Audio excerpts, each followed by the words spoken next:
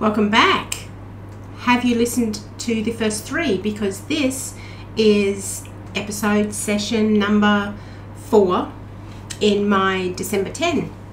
So today the area I'm going to discuss and share with you is how I became the woman that I am today from part of my story being as a young worker in the sex industry, and how that's shaped who I am today and areas of my life in different ways as well.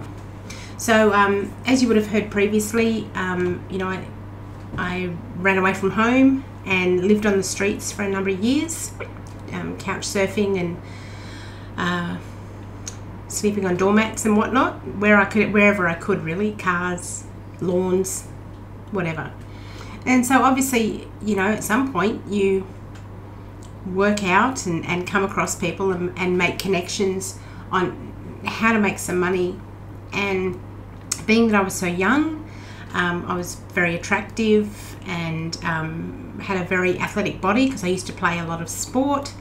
So perfect for the sex industry, right?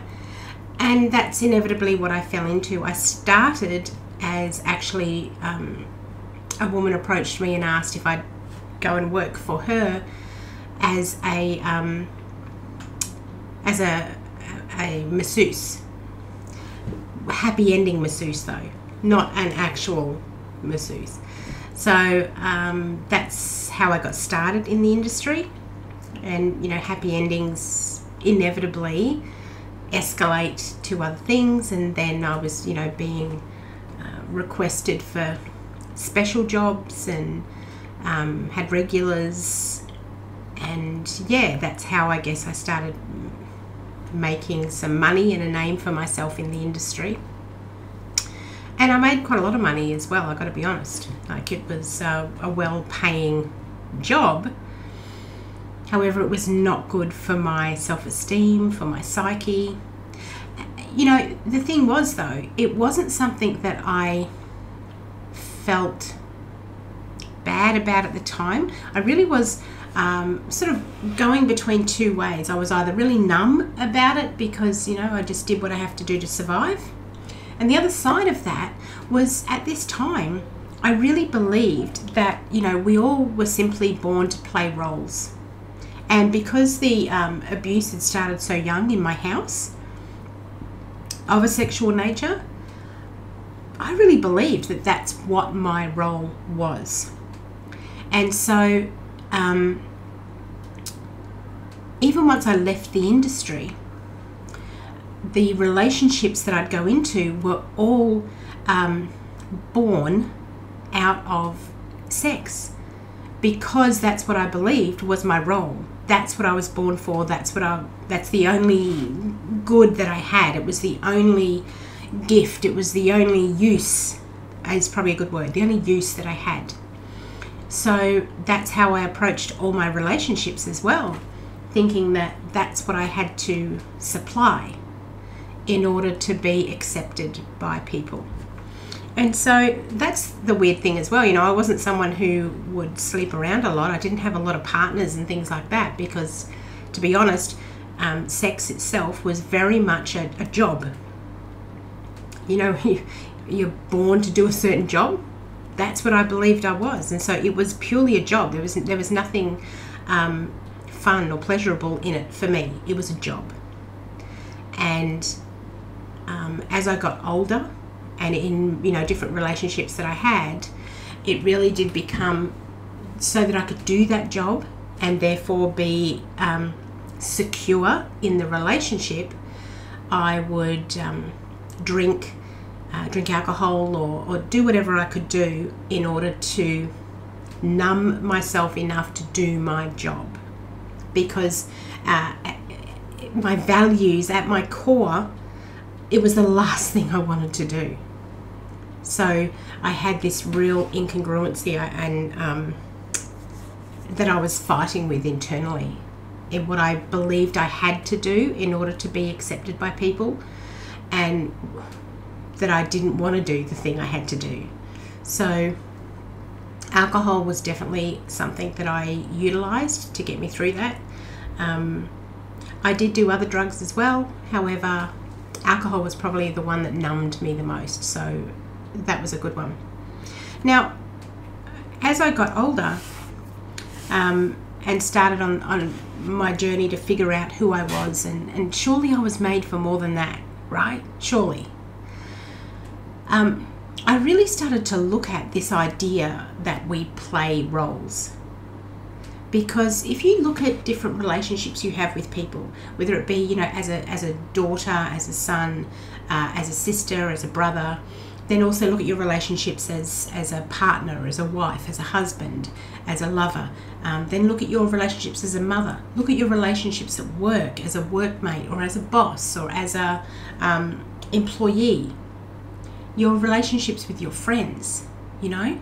When you look at all of those different relationships, have a think about what you believe your role in those relationships is. Because what you believe your role is often how we then behave in those relationships. It sort of determines it a bit, doesn't it?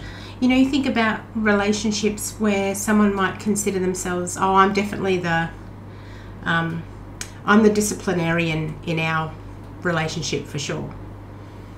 If that's the label that you've given, the role that you've taken on as part of your identity, then in order to feel secure in that and certain about it, you will adjust your behaviors so that it, as much as possible, matches the role that you've assigned. And so what I want to suggest, and what I started doing and continue to do now, is that instead of adjusting my behavior to suit the roles that I'd play in various areas of my life, I switched that up.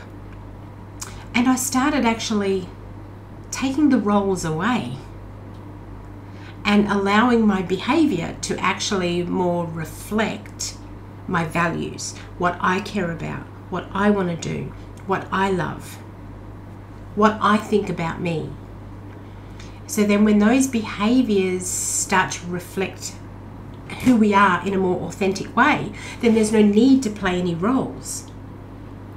I became Ali instead of, you know, the labels, the roles that were expected or that I put on myself or that other people put on me.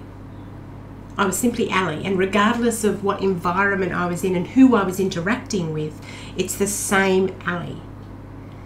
And that is really empowering. And in doing that, I've been able to take away any kind of shame from my past. I'm not ashamed of things that I did to get where I got. Yes, I did some things that I'm not proud of, for sure. And I hurt people, definitely. However, I've taken the learnings from those things. And now, because I am not playing a role, there's no expectation that I have to hide parts of my past in order to behave in a certain way for that role. I can be me in full. 100%. There's no light and dark parts of me. You know, there's no shadowy place like the Lion King. It's all me. And owning that means going into my past and forgiving and also celebrating that I did survive a lot of stuff. And I can learn from that, and I can actually be brave and see